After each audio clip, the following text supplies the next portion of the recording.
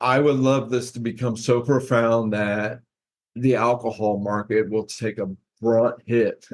I would love that. I would love bars to close up because of this, but I Right. really want a revival of peace and freedom for men to have from addiction.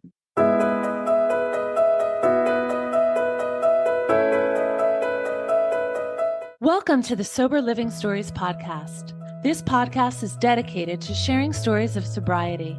We shine a spotlight on individuals who have faced the challenges of alcoholism and addiction and are today living out their best lives sober.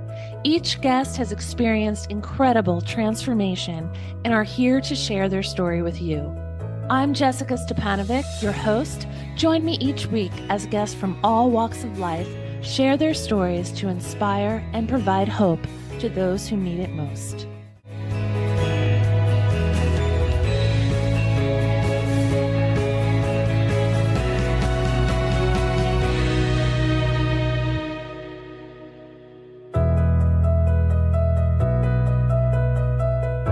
Welcome to the Sober Living Stories podcast. Today we're going to meet Doug Sweeney. He's going to share his redemption story about how he overcame alcohol and drugs at a young age.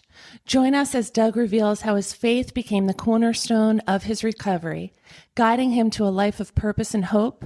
He's going to also share how his mission is to help men do the same. Welcome, Doug. Welcome to the show.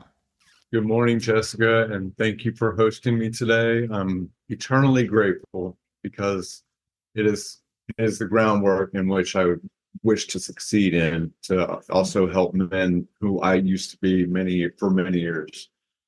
Addiction for me, I'm not gonna pretend to be someone different than any other addict, but I had pain, I had shame, and I had many other things to medicate and feel normal by.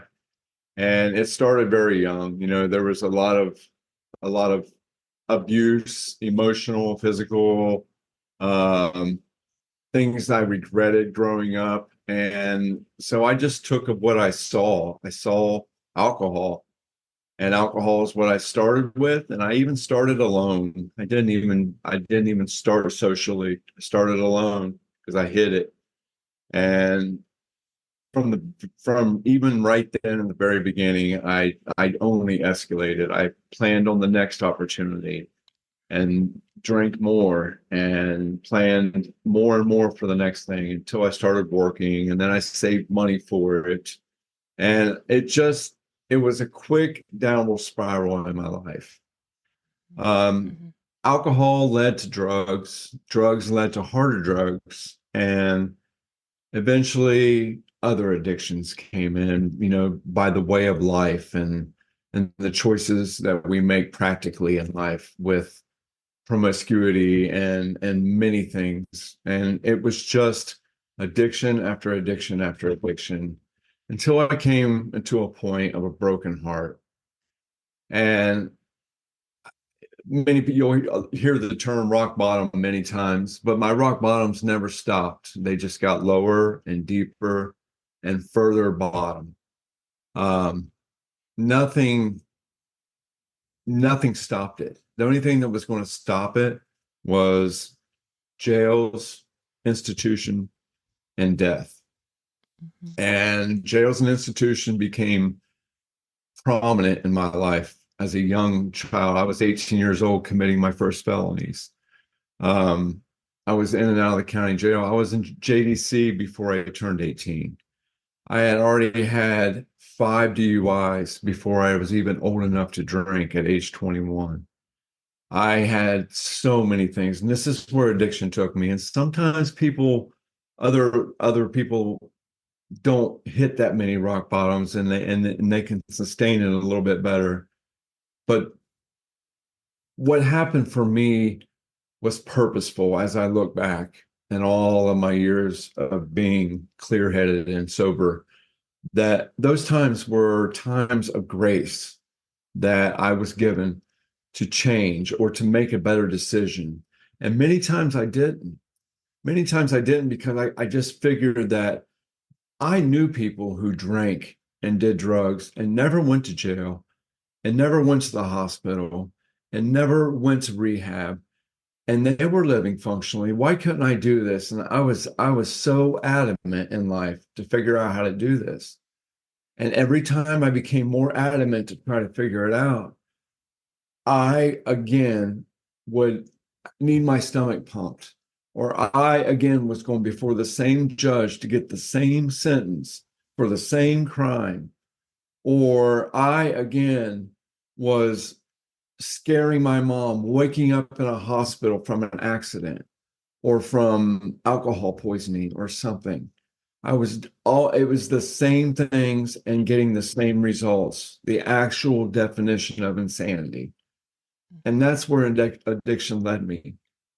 And I came to a broken heart because of how far my decision to remain addicted took me to. It actually broke my heart to a point that I didn't think I could be forgiven. My God, my in my life, I've always had a God conscience, but I had a God conscience that God was a condemning God. Until I had everything right, I was just going to hell. But that's not what the God who created us nor desires us to yield ourselves to is like. That's not him at all. We read in John 3:16, for God so loved the world that if you believe in his son, that you shall not perish but have eternal life. But the very verse after that, for God did not, for Christ did not come into the world to condemn the world, but that the world through him might be saved. Through him. All we have to do is come to him and live within him by faith and through him and all of his resources. And then he can make us new. 2 Corinthians chapter 5, verse 17, that we become a new creation in him. And that's all that we have ever needed. That's all that I've ever needed in order to find the freedom. I went into the secular treatment very young. I was 17 years old, and they put me in an adult inpatient rehab because of my use. Nobody had ever seen me use that much, seen a 17-year-old use as much as I did in my little country county that I'm from. Nobody saw people get 2 DUIs within a month and a half, or have alcohol poisoning, or get expelled from school because of repeated drinking at school, or anything like that. So they put me in an inpatient rehab with adults from their early 20s all the way up into the early 60s. And here I am, 17. And I'm first being delivered this program idea, this 12-step program idea from Bill W. back in 1935 or so. And something about it had a lot of core moral principles to the program. But even at age 17, I knew something about calling my addiction a disease was just not right in my heart. That I didn't receive that to be correct, truly correct. Because I see now in my walk with God that we have taken scripture and reworded some of the things that God called what he called it. He called it a drunkard. He didn't call it an alcoholism. We put ism on the back of so many words and just redefine things. And what I've learned in my life, and I'm not here to raise confrontation or debates, but what I've learned in my spiritual walk with God, that he calls us to come closer and draw nigher every day that he gives us to breathe, is that addiction in its essence is the first thing we think of is drugs or alcohol. And in many cases it is, but it relates to so many things. It relates to someone who needs a new pair of shoes every 2 weeks. It relates to someone who can't get off the game box, that has to invest 3, 4, 5 hours a day playing PlayStation, or it could be anything. I'm just giving random things everywhere. It could be Yeah. addiction, and addiction essentially is idolatry. Mhm. Idolatry is anything or anyone that takes control of one's mind, will, and affections more than God Yeah, Himself. so true. And when I learned that, and we have hearts that are idol makers. That's what we are, and that's why we're forever in the need of Christ's grace, because Mhm. we are incarnate idol makers. We are, Mhm. and I I don't know. I Yeah, let's go. This is I really like what you're I love everything you're saying. It's a different perspective than I kind of got well in 12 step, mhm. but I also love Jesus, right? So Yeah, I have so and which I just learned later because it came to me and it happened. Something happened to me. I would have never thought that I would go in that direction, but it was something so profound that happened in my life that I knew for the rest of my life that was who I was serving. right. And so just to back up a little bit, when you talked about your younger years, I was almost in tears when you were crying because that is how I resonated and related when I heard stories like yours, because it was alone. It was pointed. It was, it escalated. You could not stop it. Like, how do I? How are they doing that? And you talked about for you, I know for you, it's the cornerstone is God. And Yeah, so for people and I love that your focus is solely on helping men, because that's pointed. And so for people who have walked your walk and who are in this situation that you came from, but that don't know how to find that freedom. Like, I remember being in a dual addicted recovery home, but I was bringing in the hope. I was I was not on the receiving end, but I was bringing in the hope. And I remember there was a line of girls on the leather couch, beat up leather couches, that just got off the street, dual addicted. We went around the room. We said, "How much time do you have? What was your drug of choice?" They'd say, 2 months, crack cocaine, um, 6 months, alcohol, um, 3 months, heroin. And I remember this one girl, she said, and we talked about God in that meeting, and she said, "But how? I don't know how to pray. I don't know how to invite him into my life so that right. a change can be made." So, can you speak to that? Like, I mean, for people Yes, that just have no concept. yes. Right there is where I want to speak to that. Right there, because in Matthew chapter 5, this is where Christ comes and he gives us the Beatitudes. The very first Beatitude in verse 5, 5, I believe, chapter 5, verse 5. He said, "Blessed are those who are poor in spirit." Wow, that you just explained it right there. That's what that is. They're poor in spirit. Right out the floodgates. The brokenhearted, the poor in spirit, the ones who don't know how to pray, the ones who are just like, "What do I do? What do I do?" Blessed are those. That's right where he wants us, because that's right where we need him. Right. That's exactly right there where he wants us. That's where he had me. That's why I finally let go. That's why I finally yielded. I don't say surrender.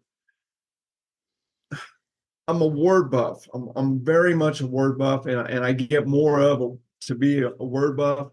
I love the song "Surrender All to Jesus." It's a beautiful song and all, but truly, surrender to me means to give in to an enemy or a foe or a war or something like that. For me, it's yielding. This is where I had to yield to God. When I realized what that meant, blessed are the poor in spirit and the brokenhearted and I mean, that right there is the beginning. There's a reason why that's the first beatitude, because that's where it starts. Right where that woman didn't know how to pray, right where they're questioning, "What do I do? What do I do?" And that's where you got to be. When you're Mhm. there, then you're able to receive. then you're able to absorb, then you're able to listen and not speak. Then and then and it's so, I mean, you're going to fall. There's going to be many times we assert our will back in there, but if we can remember that point, that beginning point right there, that first beatitude in 5:5, Matthew 5:5, blessed are the poor in spirit.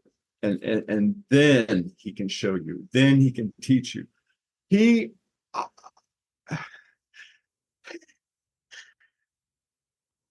I don't know how I don't know how to communicate it in a way that he showed me forgiveness, because it was just so, I never, after all that I had done, and you can't call me Charlie Manson, you can't call me some of the other people that we've heard of in life, but I'm no more innocent than he was at all.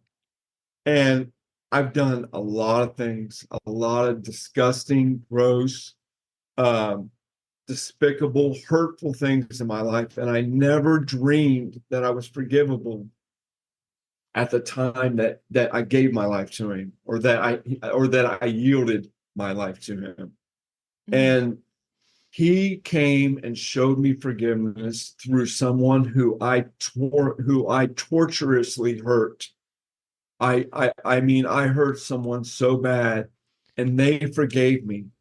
And they did so by and through their integrity and their Christ walk that exemplified God's forgiveness to me. And it was so profound and this has been over 20 years ago. And it was so profound that I could not imagine that I was forgivable. And because of it happening in the way that it did, it was his answer to my unasked question about how I could be forgivable.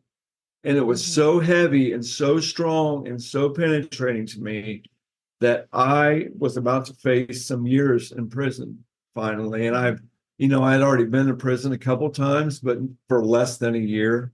Minor crimes, drug abuse, possessions, things like that. But now I was facing some years, and I didn't even care that I was facing some years. I just knew that I wanted to learn his word and walk with him in that close security penitentiary, no matter what. And because his forgiveness became so tangibly real to me that I was, in my heart, there was a transformation that happened. And that transformative power and love and mercy of Christ alone has to take place in its own way. And we do that when we yield. So I went and I followed my commitment. I woke up the next day and I still held to my promise. And the day after that, I still held to my promise. And within a month and a half, after he showed me his forgiveness, within a month and a half to almost 2 months, I can't get that time exact, but between a month and a half and 2 months, he showed me I had to forgive. And his scripture tells us to forgive as ye have been forgiven. But it's not purely for text. It's not purely for words in a verse. It's meant for healing. I didn't have to forgive who I needed to forgive because they deserve forgiveness. I did it because it freed me. It broke the bounds of captivity in my own life. It gave me all reason to suspend my excuse to continue to use and drink that liter of vodka or buy that 8-ball of cocaine or whatever. It gave me no more room to do those things when I forgave those who I needed to forgive. And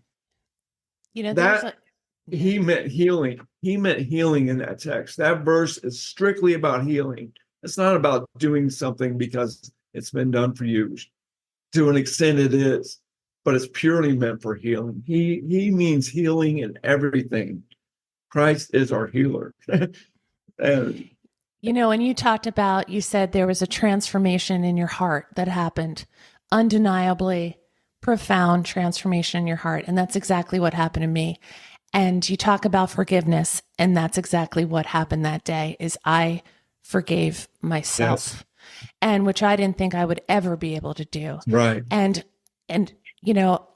I did learn in a 12-step program, I heard somebody say once, he will take the worst thing that ever happened to you and turn it into the best thing that ever Yeah. happened to you. The worst difficulty, the biggest challenge in your life, he will take it and turn it into the best thing that ever happened to you.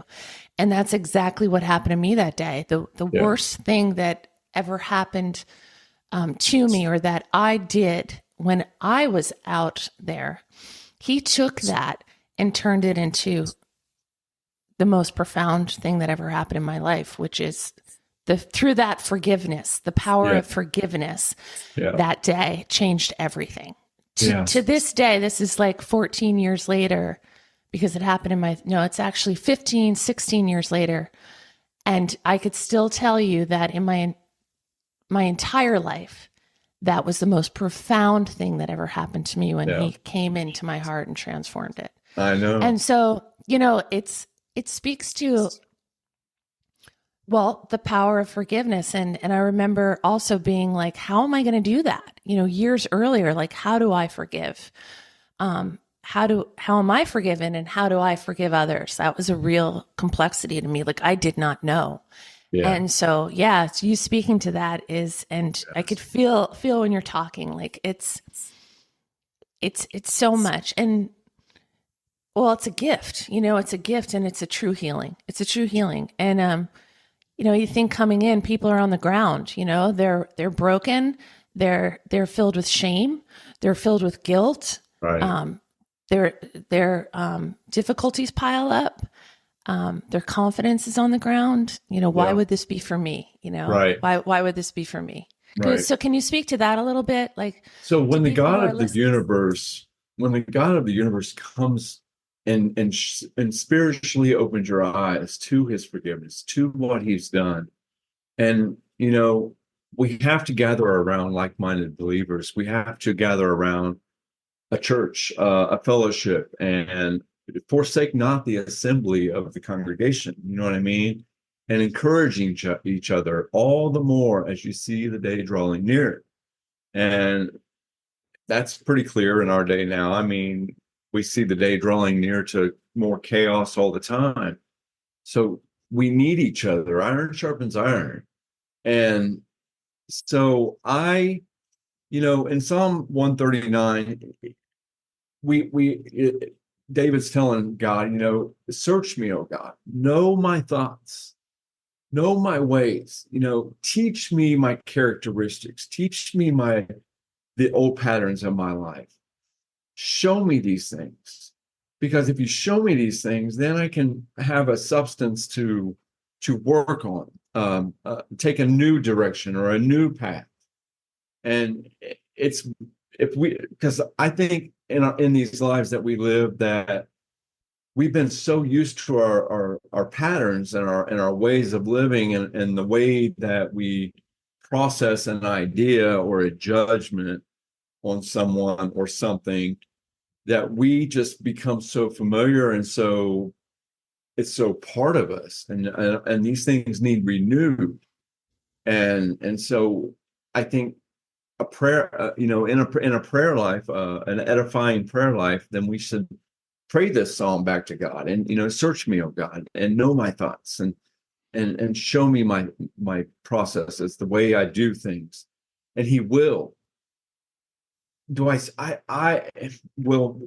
He ever? I mean, He is a God that wants us to be in that position, that heart posture. It's all about a heart posture. And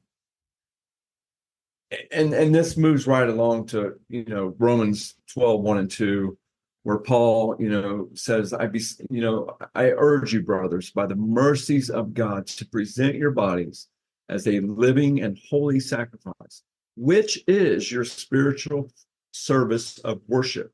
And do not be conformed to this world, but be transformed by renewing your mind, so that you may prove what the will of God is, that which is good, acceptable, and perfect. Mm-hmm. And when we do these things, this is how we learn who we were, and we see what God wants in us. And then you think He's not providing the new path, the new direction, the new turn around, the new repentance, the new sanctification, i.e., the separation of our old ways. You know what I mean? It's Mm-hmm. I just love telling you. I love telling you this because it has been so real. It doesn't get any duller than it did, 20 years ago. It just doesn't. And I never used to be able to talk like this. I never used to be, all I ever did was cower my head down. Please don't see that I haven't had no sleep. Please don't see that my eyes are red and that I'm ashamed of something that I don't even remember that I did. You know what I mean? Yeah. How many times have we woken up and like, what happened last night? Mm-hmm. How did last night end? Mm-hmm. Or what lie do I got to remember that I told so I can carry on the next lie to sustain that old lie? Mm-hmm. And that's what addiction does and did for me. Yeah. That's all it ever did. I lived in a rat race of tunnel life. I didn't know one way from the other. Yeah. Yeah. And And yeah. go And I ahead. think too, like that life is very closed. And you started the recording with you were chose to do alone. You hid it, Yeah, and we talk about like the hidden, from closed door to like a door that's wide open. It's complete freedom. yeah, And, you being able to share too, I think for other men, like sharing your heart like this, that's a process because I it know, is. I know for myself, for 18 years, I didn't speak openly about any of this. It wasn't until the 18th year that I made a decision to not do that. And it was so hard. It was Yeah, so hard that first it time I is. spoke out loud about it. I felt like, oh, what did I do? And people are going to run away. And they're just like, the people who knew me may not think that I'm as authentic as I presented myself because they didn't know this about me. And none of that happened. None of that happened. People came closer to me. And Yeah, the shame and all the guilt of like who, what happened, it was irrelevant because of who I am now, because it's real. yes. But it was a process and it was difficult. But Yeah, I commend people who come in open spaces and speak like bravely about things like their past yeah, to see the contrast of who people can be because it's difficult to talk about, but when I saw other people do it, and it was especially online because that's where I was seeing it, there seemed to be like this influx of people talking about it and then opening up communities where other people, like-minded people, can come in and find healing too. yeah, And that was very inspiring to me. yeah, it is. So for And men that are listening, that like, what is your hope for them? my hope for men, and I really want to, it's my objective or it's my direction to really help men, um, primarily, at least in the beginning, if not forever. It's because men, you know, by what God's word says, are to be the leaders and are to be, the bridegroom of the family, the father, the hope to be you'll learn from in the illustration they lead with. And I know statistics, and because I know them because I've been a part of them, and 80+% of prison population are carried by men, are filled by men, and 85+% of the reason is because of addiction or something to do with drugs, something to do with chemical use. And that's just the raw facts of this country. And they call it DRC. In actuality, if it was true DRC, it would not continue to be a recidivism as high as it is. Our Is that recidivism rate, is huh? that drug related crime? Is that what DRC Drug and is? alcohol related crimes and everything. Yes, it all has some that many 80+%, 85% is drug and alcohol related crimes.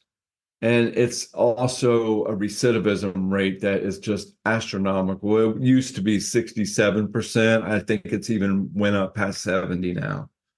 And so true DRC, which they call Department of Rehabilitation and Correction, if it was true in its essence, then it would go down, but it doesn't go down. And it doesn't go down because it's human warehousing. And I'm not here to condemn penitentiaries and prisons and stuff, but I'm here to tell you that real recovery is with our Maker. Real redemption is with our Maker. And our Maker is one God in the Trinity. And I want I want to lead, I want to walk with. I have exhausted myself to relive a lot of my past to come up with the curriculum that I've come up with. And I think we have to identify our bondages. My bondages were shame, regret, pain, uh, zero confidence. No matter how hard I tried, I was put down. I was demeaned. I didn't have nothing. I had no value. So all I did was live self-destructively. I lived crazy self-destructively. I drank amounts that no one should have lived through, or it should have at least not had some kind of wet brain or something, some kind of neurological problems or something.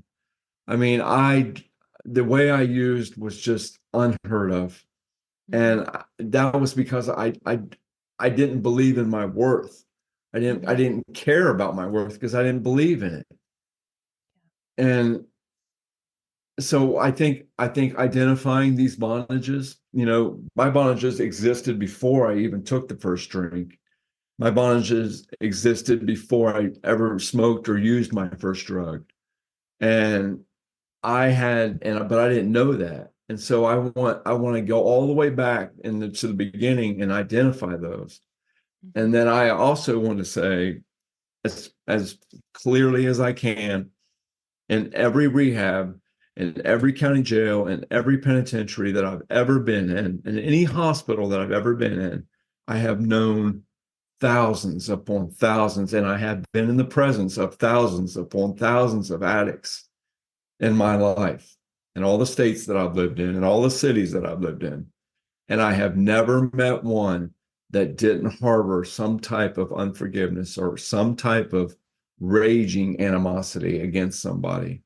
And it is absolutely essential that we come to grips with this, identify it, and work through the process of proacting it, and with heart and truth, and that's where real freedom comes. And these are two key elements that I want to work with men, and this is why I really want to work with men. I think addiction also can be personal as far as gender related, and that is one reason why I don't really want to affiliate with the opposite sex at the time anyway, until I have more of a team, more of a help. But that's my main objective for why I want to work with men, and that's pretty. There was a video I saw once. I was mostly on the California prison system, and I'm going to find it and send it to you, because there was a man in particular, I forget his name, but I'm going to find it out for you, that went through the different, just what you were talking about, the statistics of drug related crimes and the population in prison. And when we've experienced like a different life, right? And so the majority of the prisoners were in there for, you got to think like they would not have committed those crimes if they were not addicted, right? So Sure. if you fix the addiction, you fix a large population of the statistics go down, right? It's just a huge correlation. But anyway, it was incredible. And I interviewed Jojo Godinez, and he was, I don't know if you saw that podcast, but he has trapped families. And so he came on and he was in, and he actually got a life sentence, and he was released early, and he's now changing men's lives and women's lives. And because he had that transformation happen to him. Yeah. And, so it's so possible for every Yes, single person it to is. experience that. And when you talk about your curriculum, going right to the very beginning is so Yeah. important and so helpful, and to identify those bondages, as you call Right. them, and so that they can in turn eventually be relieved of them and get to who they are. And it's just so freeing, and there's so much hope and possibility there for Yeah. And people. it shows you why you had the character that you had, and how you can begin to have new character. It doesn't happen instantly. I'm still working on my character. Mm-hmm, There's still mm-hmm, many things that I wish that I didn't say the way I said, or do the way I do. And the flesh is strong, the carnal nature is strong, but the power of God is stronger, and it's about our heart and our spirit yielding to that. But it's so good to learn. It's painful and it hurts, and it's sometimes embarrassing to learn who we were, but mm-hmm, it's also key to fixate, or to be working on something new, to direct us to something different. and mm-hmm. and it's We, it's all about character. It's all about being of sound mind and useful mhm. and encouraging to someone else, you know. If there's listeners that, I think one of the main things that keep people from God who don't already know Him, whether it's out of anger or fear, is hypocrisy. I think a Mhm. lot of people talk about, hypocrisy, and they believe Yeah. that exists. So, can you speak to that if people are Yeah. struggling with that and they feel Thank strongly you. about that? Yes, thank you for asking that, because you're right. I forget about that many times. Um, but yeah, you're right. And that's where men like me and any claiming Christian who goes to church every Sunday, I think that's where it becomes so more important to walk in the Spirit as God is in the Spirit, as it tells us. Because when we don't walk in the Spirit, we get so easily entangled with our old ways and our sin and our word of mouth and everything like that. So it is imperative that we walk in the Spirit as God is in the Spirit, and also know that I'm not perfect. I am not perfect. I guarantee you, I had confessed sin yesterday. And I guarantee you, before this day is up, in fact, by this time already at 9:50 p.m. or a.m., Mm-hmm. that I have already had sin to confess. I am never going to be perfect. Billy Graham lived to be 97 years old and changed millions of lives. He changed and spurred on millions and millions of men and women's hope and faith. But I guarantee you, he wasn't finished at age 97. This journey is never to be ended until God says. And Mm-hmm. we are always going to fall. Now, I get a little perturbed that claiming Christians, and I don't want to specifically name doctrines and creeds and denominations of faith and stuff, but I really do. I get perturbed by the same thing, but it's all a heart issue. And everything in this breathing daily life, it's all a matter of the heart. And if your heart is yielded, if you're walking in the Spirit and doing the best that you can do, then you're going to illustrate hope, joy, peace, loving kindness, patience, endurance, All the things that First Corinthians, the love chapter talks about. You're going to exemplify those. You're going to illustrate those, Mhm. and you're not going to do it to the fullest that you can this day compared to another day, but you're always going to be able to do it. And therefore, we just need to. And I also want to mention this in the same token of this subject is that when you sin or when you're convicted of that guilt for that wrong thought or that wrong word or that anger that you shouldn't have made tangible or whatever it is that you do, don't accumulate those things and say, oh, I got to confess that later. Do it right now. God is a right now God. Mhm. Don't say, oh, before I go to bed tonight, I'm going to confess that. Because then all you do between that moment, say it's 1 p.m. and you go to bed at 9 p.m., all you're doing in those next 8 hours is compounding every other thing that you might do wrong or did do wrong. And then you're just building up more than you can remember. God is a right now God.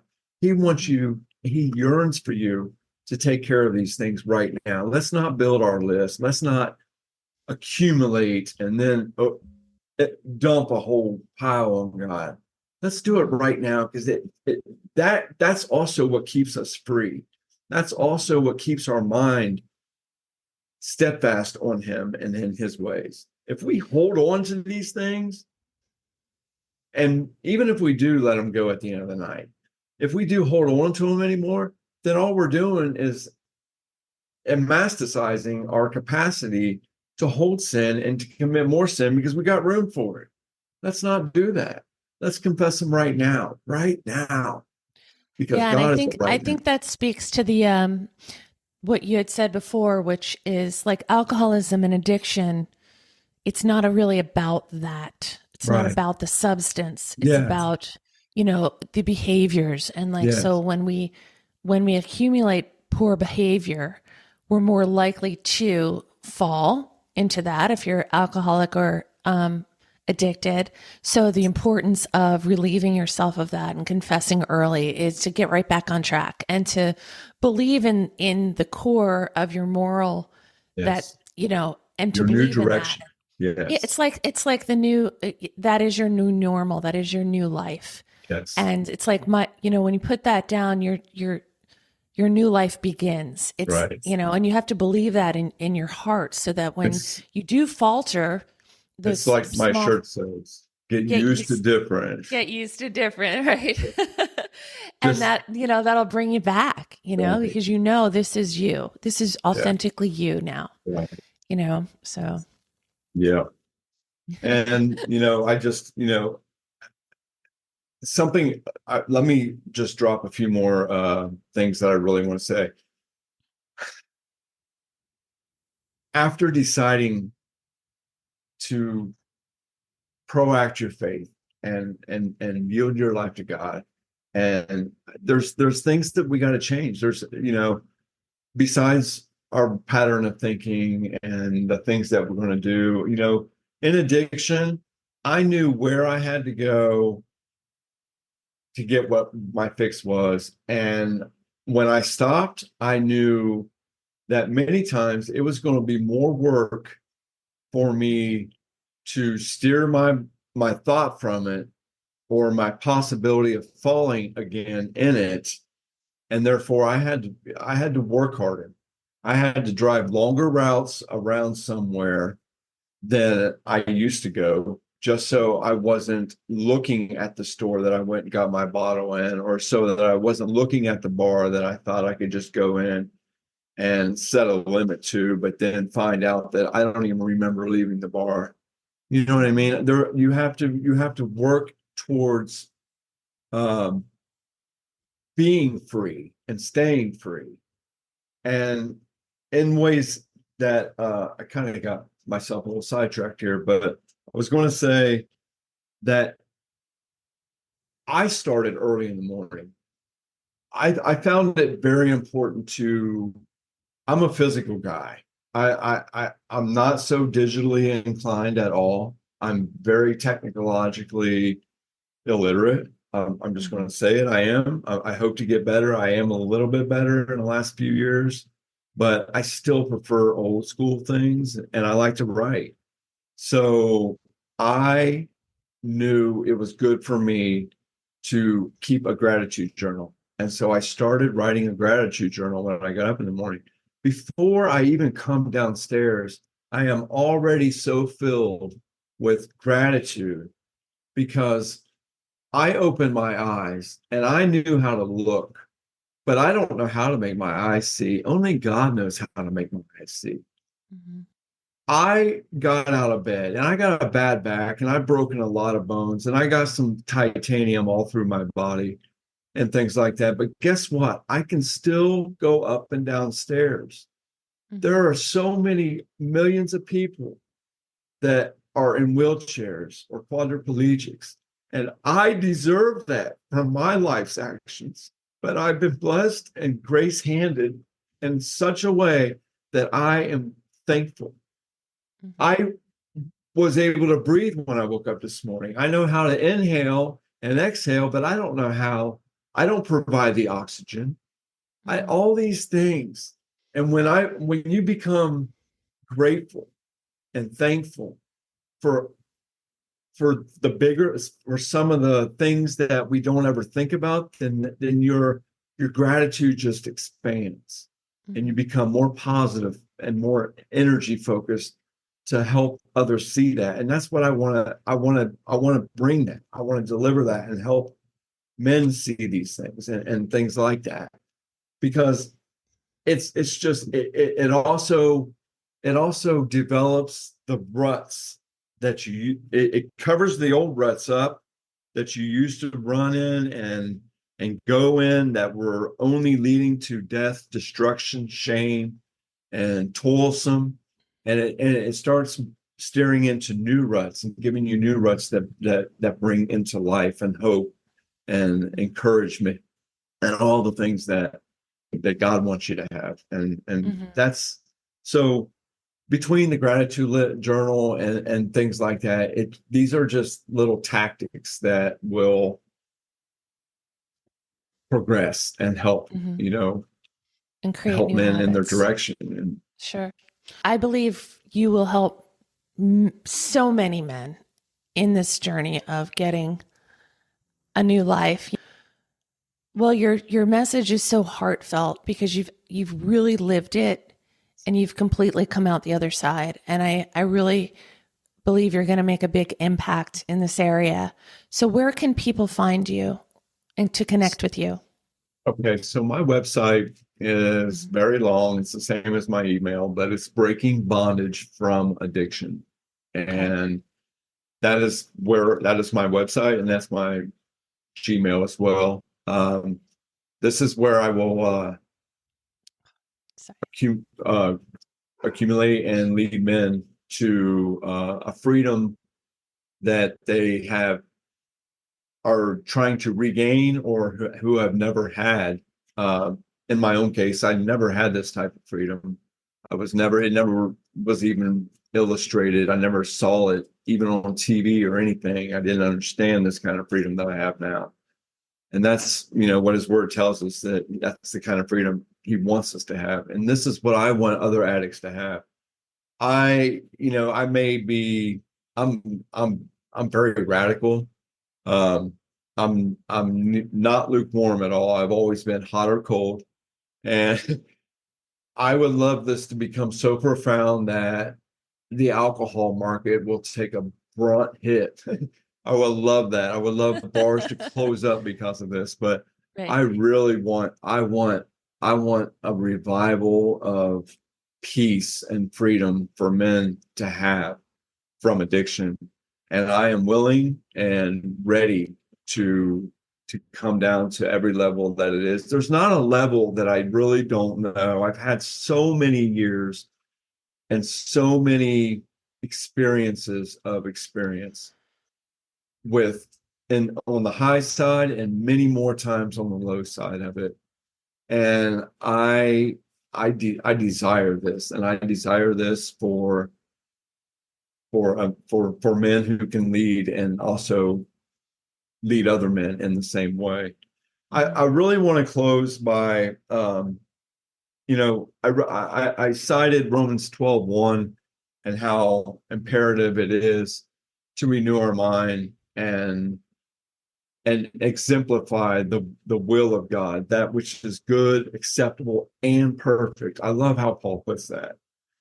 But later on in Philippians chapter 4, verse 8, he says, finally, brothers, whatever is true, whatever is honorable, whatever is just, pure, whatever is lovely, whatever is commendable, if there is any excellence, if there is anything worthy of praise, think about these things.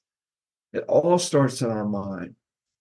And we know what our addicted mind infiltrated and exuded and lived on and excused and lied about and made up. And we know what that was. Let us do these opposite things. Whatever is pure, whatever is lovely, whatever is commendable, whatever is excellent, or anything worthy of praise. Think on these things. We have to think on these things. It's what we think on. And everything we think, everything we do physically, everything we say with a word is a seed. It's either a seed of life or it's a seed of death. Everything is a seed. Every action, every thought, every motive, every intention, it's all a seed. And let our intentions be real, motivating intentions and good intentions. We have to live this life intentionally. I'm so grateful you came on to share. You have a powerful message. I'm going to put your website in the show notes so people can look it up, and also your email if they want to contact you directly. Yes, absolutely. But I thank you for being here and for being so honest and sharing such a powerful story. Thank you so much, Jessica. You've been wonderful. Thank you.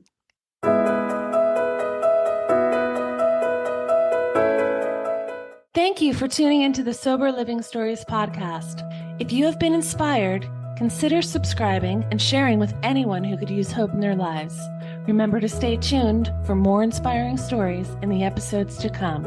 To view our featured author of the month or to become a guest yourself, visit www.jessicastepanovic.com.